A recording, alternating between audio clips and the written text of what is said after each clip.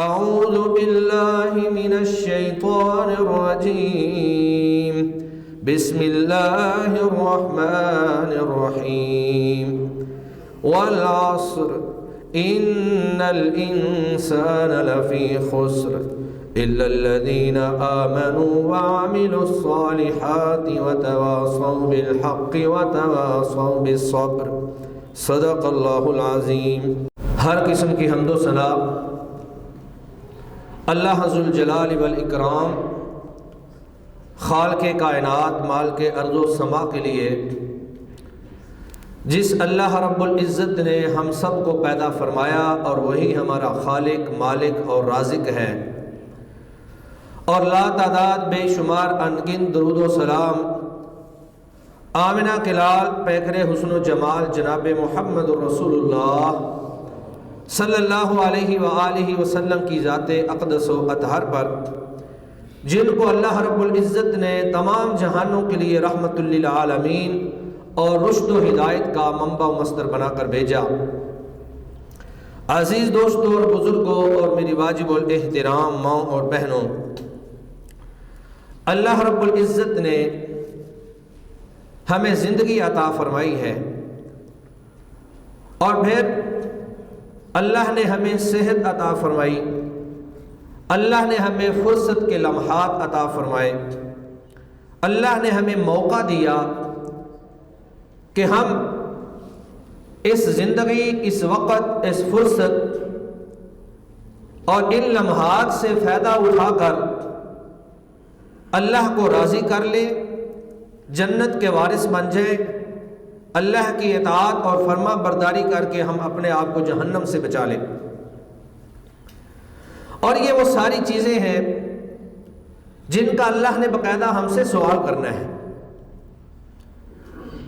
تو وقت یہ انسان کی زندگی کی سب سے اہم ترین چیز ہے جو اللہ نے آپ کو وقت دیا ہے، مجھے وقت دیا ہے، اور یہ وقت اللہ نے سب کو عطا کیا ہے یکساں طور پر۔ کوئی امیر ہے، کوئی غریب ہے، کوئی مسلمان ہے، کوئی کافر ہے، کوئی کالا ہے، کوئی گورا ہے، اللہ تعالیٰ نے سب کو وقت عطا کیا ہے اور یکساں طور پر دیا ہے۔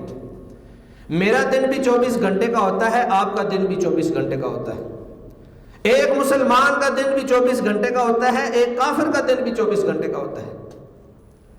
لیکن ہم نے دیکھنا یہ ہے کہ کیا ہم ان 24 گھنٹوں کے اندر اللہ کو راضی کر رہے ہیں، ہم اپنی تخلیق کے مقصد کو پورا کر رہے ہیں جس مقصد کے لیے اللہ نے ہمیں پیدا فرمایا تھا، ہم اس دنیا میں آنے کے وہ تقاضے پورے کر رہے ہیں، شریعت کے وہ احکامات پورے کر رہے ہیں جو اللہ نے ہمیں بتلائے ہیں۔ تو اللہ رب العزت نے وقت کی اہمیت کو مختلف اندازوں میں بیان فرمایا۔ قرآن مجید کی یہ آیات مبارکہ جو میں نے آپ کے سامنے تلاوت کی ہیں، یہ سورۃ العصر ہے، اور اس سورت کا نام ہی اللہ نے عصر رکھا ہے۔ عصر کا معنی عصر کا ٹائم بھی ہو سکتا ہے اور وقت بھی ہو سکتا ہے، یعنی اللہ نے قرآن مجید کے اندر ایک سورت ہی ایسی نازل فرما دی جس کا نام ہی زمانہ ہے۔ پھر آگے جا کر ایک اور سورت بھی ہے، سورۃ الدہر، دہر کا معنی بھی زمانہ ہوتا ہے۔ تو گویا کہ ایک نہیں دو صورتیں، اور پھر بعض صورتیں ایسی ہیں جن میں وقت کے مختلف گوشے جو ہیں ان کا نام اللہ نے بیان فرمایا۔ اللہ فرماتے ہیں والفجر ولیال عشر والشفع والوتر، مجھے فجر کی قسم ہے، مجھے 10 راتوں کی قسم ہے، مجھے طاق اور جفت راتوں کی قسم ہے۔ کہیں اللہ فرماتے ہیں واللیل اذا یغشا والنہار اذا تجلی، مجھے رات کی قسم ہے جب رات چھا جاتی ہے، مجھے دن کی قسم ہے جب دن روشن ہو جاتا ہے۔ اور کہیں اللہ فرماتے ہیں والضحی واللیل اذا سجی، مجھے چاشت کے وقت کی قسم ہے۔ یہ اللہ تعالیٰ نے وقت کی، پورے زمانے کی یا پورے دن کی یا پوری رات کی یا فجر کے وقت کی یا چاشت کے وقت کی، مختلف اوقات کی اللہ نے قسمیں کیوں کھائی ہیں؟ اور یہ بات ذہن میں رکھ لیں کہ جس چیز کی اللہ قسم کھاتے ہیں وہ چیز معمولی چیز نہیں ہوتی ہے. جس چیز کی اللہ قسم کھا لے وہ چیز معمولی چیز نہیں ہوتی ہے، اور اگر وہ معمولی بھی ہو تو اللہ کی قسم کھانے سے وہ بڑی اہم ہو جاتی ہے. تو اللہ نے ایک نہیں، دو نہیں، بے شمار مقامات پر وقت کے بارے میں بیان فرمایا. وجہ کیا ہے؟ اللہ بار بار کیوں قسمیں کھا رہے ہیں؟ سیدنا عبداللہ بن مسعود رضی اللہ تعالی عنہ فرماتے ہیں کہ اگر پورا قرآن مجید نازل نہ ہوتا، صرف یہ ایک سورت ہی نازل ہو جاتی تو ہماری ہدایت کے لیے یہی کافی تھی. سورۃ العصر. اللہ فرماتے ہیں والعصر ان الانسان لفی خسر. مجھے قسم ہے زمانے کی، بے شک سارے انسان گھاٹے کے اندر ہے، خسارے کے اندر ہے. ہاں کچھ لوگ ایسے ہیں جو خسارے میں نہیں ہیں، جو گھاٹے میں نہیں ہیں. پھر آگے اللہ نے ان کی تفصیل بیان فرمائی الا الذین آمنوا وعملوا الصالحات. ہاں وہ لوگ جو اللہ پر ایمان لائے اور نیک اعمال کیے، وتواصوا بالحق وتواصوا بالصبر، ایک دوسرے کو حق کی تلقین کی. کوئی بندہ حق سے ہٹا ہوا ہے، غلط کام پہ لگا ہوا ہے، گناہ کا کام کر رہا ہے، تو اس کو تلقین کرتے ہیں کہ بھائی یہ غلط کام ہے، چھوڑ دو اس کو، صحیح راستے پہ آ جاؤ. ایک دوسرے کو حق کی تلقین کرتے ہیں. اور واضح بات ہے کہ جب انسان حق کا علم بلند کرتا ہے، حق کی دعوت کو عام کرتا ہے، لوگوں کی اصلاح کا بیڑا اٹھا لیتا ہے، لوگوں کو امر بالمعروف اور نہی عن المنکر کے فریضے کی انجام دہی پر ابھارتا ہے، تو پھر آگے سے تنقید بھی ہوتی ہے، اعتراضات بھی ہوتے ہیں، مخالفت بھی ہوتی ہے. بعض کی ذرا زیادہ ہو جاتی ہے اور بعض کی تھوڑی ہو جاتی ہے. تو جب ان کی مخالفت ہوتی ہے، مخالف ہوائیں چلتے ہیں، دشمن جو ہے وہ آگے سے طعن و تشنیع اور مختلف تنقید کے نشانے بناتے ہیں، تو پھر کیا ہے وَتَوَاصَوْا بِالصَّبْرِ، وہ صبر کا دامن نہیں چھوڑتے، ایک دوسرے کو صبر کی بھی تلقین کرتے ہیں کہ ہم تو اللہ کے لیے یہ سب کچھ کر رہے ہیں. جو بندہ اللہ کی رضا کے لیے، اللہ کو خوش کرنے کے لیے دین کا کام کرتا ہے، کوئی بھی اچھا کام کرتا ہے، اس کی جتنی بھی مخالفت ہو جائے اس کو کوئی پریشانی نہیں ہوتی ہے، کیونکہ وہ اللہ کی رضا کے لیے کر رہا ہے. دنیا کو راضی کرنا، دنیا کو حاصل کرنا، دنیا کا لالچ، دنیا کا مفاد، دنیا کے مقاصد جب اس کے پیش نظر ہی نہیں ہے تو لوگ ناراض ہوں یا راضی ہوں. اس نے حق بات کرنی ہے.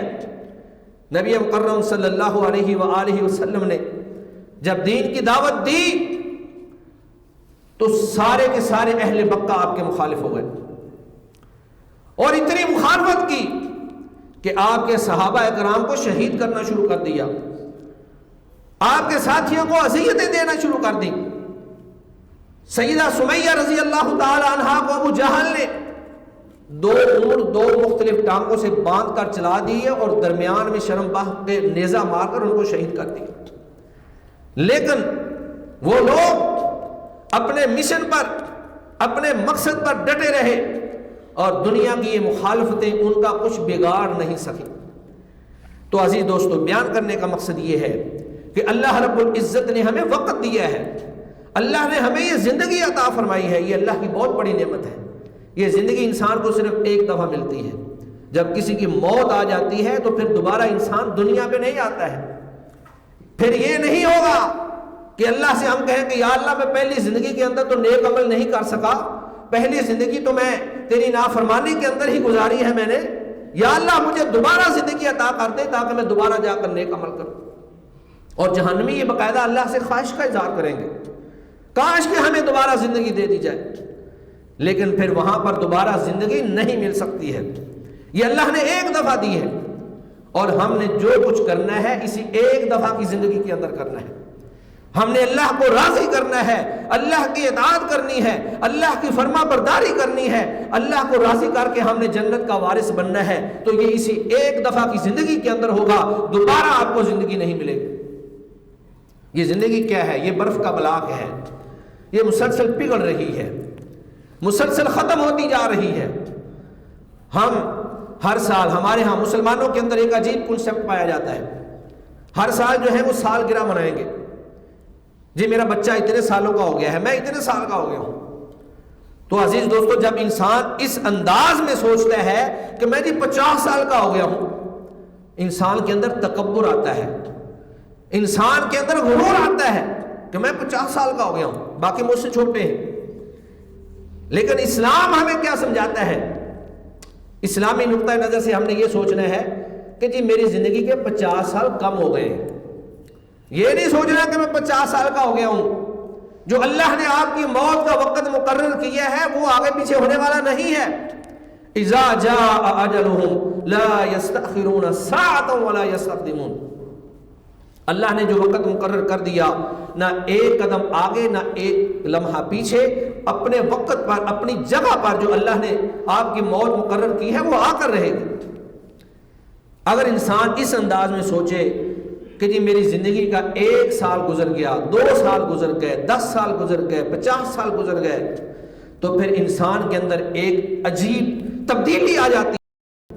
انسان یہ سوچتا ہے کہ پتہ نہیں میری زندگی کتنی ہے، اتنے سال گزر گئے ہیں، میں نے کیا ہی کچھ نہیں ہے، چلے اب میں اللہ سے توبہ کرتا ہوں، اب میں رجوع اللہ کرتا ہوں، اب میں اللہ کا فرما بردار اور مطیع بن کر زندگی گزارتا ہوں۔ لیکن یہ اس وقت ہے جب آپ اس انداز میں سوچیں گے کہ جی میری زندگی کے 50 سال ختم ہو گئے۔ اللہ اکبر۔ تو عزیز دوستو، اللہ نے قرآن مجید میں فرمایا، یا ایھا الذین آمنوا اتقوا اللہ ولتنظر نفس ما قدمت لغد واتقوا اللہ۔ اے ایمان والو، اللہ سے ڈر جاؤ اور ہر آدمی یہ دیکھے کہ وہ اپنے آگے کیا بھیج رہا ہے۔ اس 70 سالہ 80 سالہ 50 سالہ زندگی کے لیے تو ہم بڑا کچھ کرتے ہیں، 24 گھنٹے ہم محنت کرتے ہیں، اور پھر قیامت کا ایک دن 50,000 سال کا دن ہے، اور پھر آگے آخرت جس کی کوئی لمٹ نہیں ہے۔ کیا ہم نے یہ کبھی سوچا ہے؟ اپنے گریبان میں جھانکا ہے؟ کیا تنہائیوں میں بیٹھ کر اس پر غور و فکر کیا ہے کہ ہم اس 50 60 70 سالہ زندگی کے لیے تو اتنی محنت کر رہے ہیں، تو کیا ہم نے اس زندگی کے لیے بھی کچھ وقت نکالنا شروع کیا؟ کیا ہم 5 وقت کی نماز وقت پر ادا کرتے ہیں؟ کیا ہم اللہ کو راضی کرنے کے لیے قرآن مجید کی تلاوت کرتے ہیں؟ تو عزیز دوستو، یہ ہر آدمی اپنے گریبان میں جھانکے، موت آنے سے پہلے پہلے، وقت ختم ہو جانے سے پہلے پہلے، قبل اس کے کہ آپ کا وقت آؤٹ ہو جائے۔ جیسے ممتحن امتحان لے رہا ہوتا ہے، پیپر کا ایک خاص وقت ہوتا ہے، اب ایک طالب علم بیٹھا رہے، وہ کہے جی میں تو آخری وقت میں جا کر پیپر کروں گا، لیکن جب ٹائم پورا ہو جاتا ہے تو ممتحن پیپر چھین لیتا ہے کہ ٹائم از آؤٹ، آپ کا ٹائم ختم۔ تو ہم بھی پتہ نہیں کس انتظار میں بیٹھے ہوتے ہیں۔ بہت سارے نوجوان سوچتے ہوں گے جی ابھی تو میں جوان ہوں، یہ زندگی انجوائے کرنے کا موقع ہے، انجوائے کر لیتا ہوں، اور جب میں بڑھاپے کی طرف جاؤں گا تو میں بھی مسجد میں چلا جاؤں گا، تسبیح ہاتھ میں پکڑ لوں گا، مصلی پہ بیٹھ جاؤں گا۔ او اللہ کے بندے، کس نے بتایا ہے کہ تیری زندگی اتنی ہے؟ یہ جو ایک سانس آیا ہے پتہ نہیں یہ دوبارہ آئے کہ نہ آئے، زندگی کا کوئی بھروسہ نہیں ہے۔ اللہ نے قرآن مجید میں کیا فرمایا؟ الذی خلق الموت والحیات، کہ اللہ نے موت کو پیدا فرمایا اور زندگی کو پیدا فرمایا۔ اللہ نے موت کا تذکرہ پہلے کیا ہے۔ اس کا مطلب یہ ہے کہ ہمیں ہر وقت اپنی موت کو اپنے سامنے رکھنا ہے، ہر وقت موت کو یاد رکھیں، اور جو شخص موت کو یاد رکھتا ہے تو موت انسان کے دلوں کا زنگ اتار دیتی ہے۔ موت کی یاد دلوں کا زنگ اتارنے والی ہے۔ جب آپ کو موت یاد ہوگی تو انشاءاللہ پھر آپ اللہ کی نافرمانی نہیں کریں گے۔ جب بھی گناہ کرنے لگے اپنی موت کو یاد کر لیا کریں، آپ گناہ کے قریب نہیں جائیں۔ جب بھی گناہ کرنے کو دل کرے اپنی موت کو یاد کر لیا کریں۔ لیکن افسوس کی بات یہ ہے کہ ہم نے اللہ کے ان نعمتوں کی قدر نہیں کی، ہم ان نعمتوں کی ناقدری کرتے ہیں۔ جب موت آئے گی اور پھر انسان کہے گا کاش کہ مجھے موقع مل جائے، میں کچھ دن اور زندہ رہ لوں، میں اللہ کی اطاعت کر لوں، اللہ کی فرما برداری کر لوں، لیکن پھر دوبارہ موقع نہیں ملے گا۔ رسول اللہ صلی اللہ علیہ وسلم نے فرمایا نعمتان مغبون فیہما کثیر من الناس، 2 نعمتیں اللہ کی ایسی ہیں جن کے بارے میں لوگ بہت زیادہ ناقدری کرتے ہیں اور دھوکے کا شکار ہیں، ان نعمتوں کی قدر نہیں کرتے ہیں۔ ایک کیا ہے؟ الصحہ، صحت، تندرستی، یہ اللہ کی بہت بڑی نعمت ہے۔ آپ مجھے یہ بتائیے، جب کرونا نہیں آیا تھا تو کیا ہم اللہ کی اطاعت کرتے تھے؟ کیا ہم اللہ کے مطیع اور فرما بردار تھے؟ کیا ہم نے اپنے آپ کو اور اپنے اس 5 فٹ کی باٹی کو اللہ کے احکامات اور اللہ کی دی ہوئی شریعت کے مطابق ہم نے ڈالا ہوا تھا؟ آج کرونا کا بہانہ ہے، کل کو کرونا کی بجائے کوئی اور آ جائے گا، اس سے بڑا کوئی وائرس آ جائے گا۔ تو عزیز دوستو، آج ہم کرونا سے ڈر رہے ہیں۔ ہم کہتے ہیں جی کرونا آ گیا ہے، ہم نے نمازوں میں ساتھ مل کر نماز نہیں پڑھنی، ہم نے مسجد میں نہیں جانا ہے۔ آج کرونا کی وجہ سے ہماری زندگی کے بے شمار کام رک گئے ہیں۔ لیکن آپ مجھے یہ بتائیے کہ جب کرونا نہیں تھا تو کیا ہم پہلے کوئی بہت بڑے اللہ کے ولی بن کے بیٹھے ہوئے تھے؟ تو عزیز دوستو، یہ کرونا جو ہے یہ ہمارے گناہوں اور بد اعمالیوں کا نتیجہ ہے، یہ اللہ کی طرف سے ایک سزا ہے جو اللہ تعالیٰ ہمیں دے رہے ہیں۔ اللہ فرماتے ہیں ظہر الفساد فی البر والبحر بما کسبت ایدی الناس، یہ جو آپ کو سمندر کے اندر، خشکی کے اندر فساد نظر آتا ہے، یہ تمہاری بد اعمالیوں کی وجہ سے، اللہ رب العزت کی نافرمانیوں کی وجہ سے، اللہ کی بغاوت کی وجہ سے ہے۔ کبھی ڈینگی آ جاتا ہے، کبھی کرونا آ جاتا ہے، کبھی کوئی آ جاتا ہے، کبھی کوئی آ جاتا ہے۔ تو عزیز دوستو، یہ کرونا شرونا، یہ ڈینگی شینگی جو کچھ بھی ہیں، یہ اللہ کے حکم سے اثر انداز ہوتے ہیں۔ ان کی اپنی کیا حیثیت ہے؟ نہ کرونا کسی کا کچھ بگاڑ سکتا ہے، نہ ڈینگی کسی کا کچھ بگاڑ سکتا ہے، اللہ کا حکم ہو۔ تو گویا کہ یہ اللہ کی طرف سے عذاب ہے ہمارے اوپر، ہماری بد اعمالیوں کا نتیجہ ہے۔ تو اللہ نے فرمایا لِيُذِيقَهُمْ بَعْضَ الَّذِي عَمِلُوا، یہ اللہ عذاب کیوں بھیجتا ہے؟ اس کے 2 بڑے مقصد بیان فرمائے۔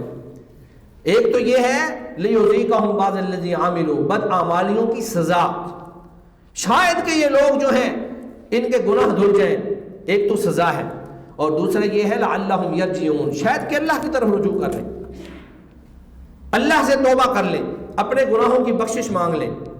لیکن افسوس کی بات ہے کہ جو چوری پہ لگا تھا وہ آج بھی چوری کر رہا ہے، جو زنا پہ لگا تھا وہ آج بھی زنا پہ لگا ہوا ہے، جو ڈکیتی پہ لگا تھا وہ آج بھی ڈکیتی پہ لگا ہوا ہے، جو جھوٹ بولتا تھا وہ آج بھی جھوٹ بول رہا ہے، جو فراڈ کرتا تھا وہ آج بھی فراڈ کر رہا ہے، جو پہلے ملاوٹ کرتا تھا وہ آج بھی ملاوٹ کر رہا ہے۔ تو اللہ تو اس مقصد سے یہ وبا بھیجتے ہیں کہ رجوع اللہ ہو، لوگ توبہ کریں، اپنی اصلاح کر لیں، اللہ کی طرف رجوع کر لیں۔ اور اگر ہم رجوع نہیں کرتے ہیں تو پھر اس وبا کے ٹلنے کا کوئی ذریعہ نظر نہیں آتا ہے۔ یہ اس وقت تک رہے گی جب تک ہم اللہ سے توبہ نہیں کر لیتے ہیں، یہ اس وقت تک رہے گی جب تک ہم رجوع اللہ نہیں کر لیتے ہیں، جب تک ہم اللہ کے سامنے سجدہ ریز نہیں ہو جاتے ہیں، اللہ سے ہم توبہ نہیں کر لیتے ہیں۔ اللہ اکبر۔ تو اللہ کے نبی نے فرمایا یہ 2 نعمتیں الصحت والفراغ، لوگ ان کی قدر نہیں کرتے ہیں۔ آپ نے بے شمار دوست ایسے دیکھے ہوں گے جو صحت مند تھے تو بھی مسجد میں نہیں آتے تھے، اور آج اگر بیمار ہو گئے ہیں تو بھی نہیں آ رہے ہیں۔ او بھائی کیا پتا آپ ہی کل کو بیمار ہو جائیں، میں کل کو بیمار ہو جاؤں۔ ہمیں یہ سوچنا ہے کہ ہم بیماری سے پہلے اللہ کی اطاعت اور اللہ کی فرما برداری کر لیں، اللہ کے بتائے ہوئے طریقے کے مطابق اپنی زندگی کو گزار لیں۔ والفراغ، اور فراغت، فرصت کے لمحات۔ اللہ اکبر۔ یہ فراغت بھی اللہ کی بہت بڑی نعمت ہے۔ جب انسان اللہ کا باغی بن جاتا ہے، اللہ کا سرکش بن جاتا ہے، اللہ کا نافرمان بن جاتا ہے، تو پھر اللہ تعالیٰ اس کے وقت کی برکت کو ختم کر دیتے ہیں۔ اس کے جو کام منٹوں سیکنڈوں میں ہونے ہوتے ہیں وہ گھنٹوں دنوں کے اندر بھی نہیں ہوتے ہیں، وقت میں بے برکتی ہو جاتی ہے۔ تو اللہ نے اگر وقت دیا ہے تو ہمیں چاہیے کہ ہم اس وقت سے فائدہ اٹھائیں، ہم اس وقت کو اللہ کی اطاعت میں گزاریں۔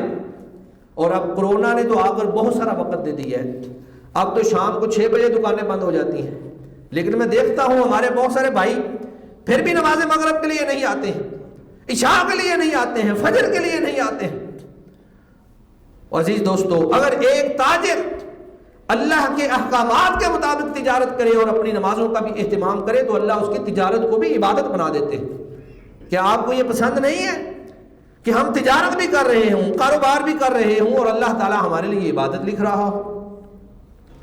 تو نبی مکرم صلی اللہ علیہ وآلہ وسلم نے وقت کے بارے میں چند ایک چیزیں بیان فرمائی، اور ہمیں ان چیزوں کے بارے میں اللہ پوچھیں گے، سوال کریں گے۔ ترمذی شریف کی صحیح حدیث ہے، نبی مکرم صلی اللہ علیہ وسلم نے فرمایا کہ لا تزول قدم عبد یوم القیامہ، کسی بھی بندے کے قدم اس وقت تک آگے نہیں بڑھنے دیے جائیں گے جب تک اس سے چند چیزوں کے بارے میں سوال نہیں کر لیا جائے گا۔ یہ ہر بندے سے سوال کیا جائے گا۔ ہم کبھی تنہائیوں میں بیٹھ کر یہ سوچا کریں کہ کیا میں ان چیزوں کا سوال کا جواب دینے کے قابل ہوں یا مجھے جواب نہیں آئے گا؟ سب سے پہلا سوال عن عمرہ فیما افناہ، عمر کے بارے میں سوال کیا جائے گا۔ اللہ پوچھیں گے کہ میں نے تجھے 70 سال عمر دی تھی، تیرا بچپن تھا، تیری جوانی تھی، تیرا بڑھاپا تھا۔ اور پھر یہ ضروری بھی نہیں ہے کہ آدمی بڑھاپے میں ہی موت کا شکار ہو، بعض بچپن میں ہی اللہ کے پاس چلے جاتے ہیں، بعض جوانی کی عمر میں اللہ کے پاس چلے جاتے ہیں، اور بعض کو اللہ تعالیٰ بڑھاپے تک مہلت دے دیتے ہیں۔ لیکن بہترین انسان وہ ہے جس کو اللہ لمبی عمر دے اور حسن عمل کی بھی توفیق عطا فرما دے، نیک اعمال کرتا ہو وہ آدمی۔ ورنہ لمبی عمر اگر حسن عمل نہیں ہے، نیک اعمال نہیں ہے، تو یہ لمبی عمر ہمارے لیے وبال جان ہے۔ تو عمر کا سوال ہوگا کہ اے نوجوان، تجھے میں نے اتنی خوبصورت جوانی دی، میں نے اتنے سال تجھے دنیا کے اندر رکھا، تو بتا کہ تو نے اس عمر کو کہاں پر خرچ کیا؟ او بھائی، میں نے پیدا کیا تھا اور میں نے اپنی عبادت کے لیے پیدا کیا تھا، بتا تو نے میری عبادت کی یا نہیں کی؟ میں نے شیطان کی عبادت کے لیے تجھے پیدا کر کے نہیں بھیجا ہے۔ اللہ اکبر، یہ ہر کسی سے سوال ہوگا۔ آپ اپنا ذرا تصور بنائیں کہ اللہ رب العزت وہاں پر موجود ہوں، ارد گرد فرشتوں نے ہمارا گھیرا کیا ہوا ہو، قیامت کا ہولناک دن ہو جس دن سورج سوا نیزے پہ آ چکا ہو، زمین جو ہے وہ تپش سے تانبے کی بن چکی ہو، اور ہم سے سوال کیا جائے کہ اے انسان، تو نے اپنی عمر کو کہاں پہ خرچ کیا؟ آپ خود بھی اپنے آپ سے سوال کریں کہ میری عمر کہاں گزر رہی ہے، میں کن مشغولیات کے اندر، کن کاموں کے اندر آج کل مصروف ہوتا ہوں، میرے لیل و نہار کیسے ہیں، شب و روز کیسے گزر رہے ہیں، میں گھر میں ہوتا ہوں تو کیسا ہوتا ہوں، دکان پہ ہوتا ہوں تو کیسا ہوتا ہوں۔ اللہ نے عمر کا سوال کرنا ہے، ایک ایک لمحے کا سوال ہوگا۔ اور افسوس کی بات یہ ہے کہ آج ہم اس عمر کو فضول میں ہی ضائع کیے جا رہے ہیں، اور خاص طور پر جب سے یہ سوشل میڈیا، ذرائع ابلاغ، فیس بک، واٹس ایپ اور اس طرح کی چیزیں آئی ہیں، ایک نوجوان کو اگر آپ موبائل پکڑا دیں وہ 24 گھنٹے موبائل کے بیٹھا رہے گا جب تک آپ اس کو نہیں روکیں گے۔ سارا دن ساری رات اس موبائل پہ ضائع کر دے گا، لغو کاموں کے اندر، فضولیات کے اندر۔ لیکن ایک مومن بندہ جو ہے، من حسن اسلام المرء ترکہ ما لا یعنی، ایک مسلمان کے اچھے اسلام کا یہ تقاضا ہے کہ وہ ہر لا یعنی بات کو چھوڑ دے، جس چیز کا فائدہ نہیں ہے، جو لغو ہے، فضول ہے، اس کو آپ چھوڑ دیں۔ تو عمر کے بارے میں سوال ہوگا کہ آپ نے اپنی عمر کو کہاں پہ ضائع کیا؟ کیا ساری ساری رات جو ہے وہ فیس بک ہی دیکھتا رہا؟ کیا ساری ساری رات جو ہے وہ واٹس ایپ ہی دیکھتا رہا؟ حالانکہ راتوں کی تنہائیاں، راتوں کے لمحات، یہ اللہ کی عبادت کے مواقع ہیں۔ خاص طور پر رات کا پچھلا پہر جو ہے، یہ اللہ رب العزت کو منانے، اللہ رب العزت سے بخشش مانگنے اور اللہ سے کچھ لینے کا وقت ہوتا ہے۔ او بھائی، اس وقت تو اللہ خود آ کر آپ کے دروازے کو کھٹکھٹاتا ہے کہ آؤ مانگ لو مجھ سے جو مانگنا ہے۔ لیکن ہم ہیں کہ رات کو جب تک ہمیں نیند نہ آ جائے ہم موبائل کی جان نہیں چھوڑتے، اور جو آدمی اس حالت میں سوئے وہ کیسے صبح کے ٹائم اٹھے گا، فجر کے ٹائم؟ آپ دیکھیں جمعے کے دن ماشاءاللہ کتنی گیدرنگ ہے، لیکن فجر میں دیکھ لیا کریں کتنے لوگ ہوتے ہیں۔ تو یہ اللہ نے ہمیں عمر دی ہے، اس عمر کو ہم نے اللہ کی اطاعت اور فرما برداری میں گزارنا ہے۔ اور پھر یہ بھی دیکھیں، نمازوں کے اوقات میں آپ دیکھ لیں، اس وقت آئیں گے جب 1-2 رکعتیں گزر جائیں گے۔ جمعے کو ہی دیکھ لیں، بہت سارے بھائی جو ہیں وہ صرف نماز کی 2 رکعتیں پڑھنے کے لیے آتے ہیں، حالانکہ خطبہ جو ہے یہ بھی ویسے ہی فرض ہے جس طرح نماز فرض ہے. اور انسان اگر جمعے والے دن اہتمام کے ساتھ آ کر خطبہ سننا شروع کر دے تو انشاءاللہ اس کا روح، اس کا دماغ ضرور روشن ہوگا، اس کو کچھ نہ کچھ ضرور فائدہ ملے گا. ویسے تو ہم نے دین کی کتابیں پڑھنی نہیں ہوتی ہیں، خود تو ہم نے مطالعہ کرنا نہیں ہوتا، اور پھر ہمارے پاس اتنا ٹائم بھی نہیں ہوتا کہ کم از کم ہم جمعے والے دن ہی پورے ٹائم پہ جا کر جمعہ ہی وقت پر پڑھ لیں. بھائی یہ بھی سوال کیا جائے گا، یہ بھی وقت کے بارے میں سوال ہے. اور آگے فرمایا وَعَنْ عِلْمِهِ فِي مَا فَعَلَ، انسان سے اس کے علم کے بارے میں سوال کیا جائے گا کہ تیرے پاس اتنا علم تھا، تو نے اس میں کیسا عمل کیا؟ صرف علم ہی علم تھا یا اس پہ عمل بھی کرتا تھا؟ اور اس کے بعد فرمایا وَأَنْ مَالِهِ مِنْ أَيْنَ اِكْتَسَبَ وَفِيمَا أَنْفَقَ، مال کے بارے میں اللہ سوال کریں گے کہ تو نے مال کو کہاں سے کمایا اور کہاں پہ خرچ کیا. دو طرح کے سوال ہوں گے، رزق حلال کمایا یا رزق حرام کمایا، حلال جگہوں پہ خرچ کیا یا حرام جگہوں پہ خرچ کیا. یہ ہر آدمی خود اپنا جائزہ لے سکتا ہے کہ میں مال کیسا کما رہا ہوں، حرام کما رہا ہوں یا حلال کما رہا ہوں. اور رزق حرام جو ہے، ایک آدمی اگر رزق حرام سے حج میں بھی چلا جاتا ہے، اور اللہ کے نبی صلی اللہ علیہ وآلہ وسلم نے فرمایا کہ میدان عرفات میں اللہ سے 2 دعا کی جائے، اللہ اس دعا کو رد نہیں کرتے. لیکن ایک آدمی لاکھوں روپے لگا کر بیت اللہ میں جاتا ہے، حج کے لیے جاتا ہے، میدان عرفہ میں جاتا ہے، وقت بھی دیتا ہے، مال بھی خرچ کرتا ہے، اپنے جسم کو بھی دکھاتا ہے، وہاں جا کر پھر اللہ سے دعائیں کرتا ہے یا رب یا رب. تو اللہ کیا کہتے ہیں؟ اس کا کھانا حرام کا ہے، اس کا لباس حرام کا ہے، اس کی تربیت حرام سے ہوئی ہے. فَأَنَّا يُسْتَجَابُ لَهُ، اس کی میں دعا کو کیسے قبول کروں؟ کتنی بد نصیبی ہے انسان کی کہ رزق حرام کے باعث آپ کی دعائیں رد ہو جاتی ہیں، دعائیں قبول نہیں ہوتی ہیں. رزق اللہ نے جو آپ کے مقدر میں لکھا ہے وہ مل کر رہے گا، وہ کہیں جانے والا نہیں ہے. رزق کی ذمہ داری اللہ نے لی ہوئی ہے، رزق کے بارے میں پریشان نہیں ہونا چاہیے. اور پھر یہ رزق ایسا ہے کہ یہ آپ کے کام، وہ 3 طرح کا رزق آپ کے کام آتا ہے، جو آپ نے کھا لیا، جو آپ نے پہن لیا، یا جو آپ نے اللہ کی راہ میں صدقہ کر دیا. جو کھا لیا، جو پہن لیا، وہ دنیا میں ہی ختم ہو گیا. لیکن بہترین رزق وہ ہے جو آپ نے اللہ کے لیے صدقہ کر دیا اور اس کو آپ نے ہمیشہ کے لیے محفوظ کر لیا. اور اس کے بعد کیا ہے؟ فَهُوَ ذَاهِبٌ وَتَارِكُهُ لِلنَّاسِ، بندہ یہاں دنیا سے جانے والا ہے اور باقی سارا مال آپ لوگوں کے لیے چھوڑنے والے ہیں. او بھائی وہ آپ کا رزق نہیں ہے، وہ آپ کا مال نہیں ہے، وہ پچھلے لوگوں کا ہے، وہ رسا کا ہے. اور یہ وہ رسا ایسے ہوں گے، بعض کو آپ کی قبر پہ جا کر دعا کرنے کی بھی جو ہے توفیق نہیں ہوگی. اور پھر جب آپ فوت ہو جائیں گے، موت آ جائے گی، تو آپ کا نام بھی نہیں لیں گے. کوئی نہیں کہے گا یہ فلاں چودھری صاحب ہیں، یہ فلاں MNA صاحب ہیں، یہ فلاں وزیر اعلیٰ صاحب ہیں، یہ فلاں صدر صاحب ہیں. کوئی آپ کا نام نہیں لے گا، کوئی آپ کا عہدہ نہیں ہوگا. سارے کہیں گے کہ میت ہو رہی ہے، جلدی سے اس کو ذرا دفن کر کے. آپ کو گھر میں رکھنا بھی گوارا نہیں کریں گے. اور ہم ان لوگوں کے لیے جو ہے حلال و حرام کی تمیز کیے بغیر ہر طرح کا رزق کمائے جا رہے ہیں. اللہ اکبر. تو 2 طرح کے سوال ہوں گے، رزق کمایا کہاں سے ہے اور رزق کو خرچ کہاں پہ کیا ہے. اور اس کے بعد پھر سوال ہوگا وَأَنْ جِسْمِهِ فِي مَا أَبْلَاهُ، کہ جسم کے بارے میں سوال ہوگا. اللہ نے آپ کو صحت عطا فرمائی تھی، اللہ نے آپ کو تندرست بنایا تھا. بھئی صحت کی قدر اگر پوچھنی ہو تو کسی بیمار بندے سے پوچھیں، جو بیمار آدمی ہے، جو دائمی بیمار ہے، شوگر کا مریض ہے، ڈپریشن کا مریض ہے، یا اور کسی دائمی مرض کے اندر مبتلا ہے. صحت کی قدر پوچھنی ہو کسی لولے لنگڑے سے جا کر پوچھیں، کسی کانے اور نبینے شخص سے پوچھیں. اللہ نے آپ کو پورا جسم صحیح سلامت عطا کیا. کیا یہ اللہ کی بہت بڑی نعمت نہیں ہے؟ اور جب کسی کو بیماری آ جاتی ہے، آپ کائنات کے سارے وسائل خرچ کر دیں، اگر اللہ نہیں چاہے گا تو آپ اس بیماری کو ختم نہیں کر سکتے. تو عزیز دوستو، یہ وقت اور وقت کی اہمیت، یہ ہے ایک مسلمان بندہ جو ہے اس کی زندگی کا ایک ایک لمحہ بڑا قیمتی ہوتا ہے. وہ وقت کو ضائع نہیں کرتا ہے، اپنے وقت سے فائدہ اٹھاتا ہے، اپنے وقت کو قیمتی بناتا ہے اللہ کی اطاعت کے اندر، اللہ کی خوشنودی کے اندر.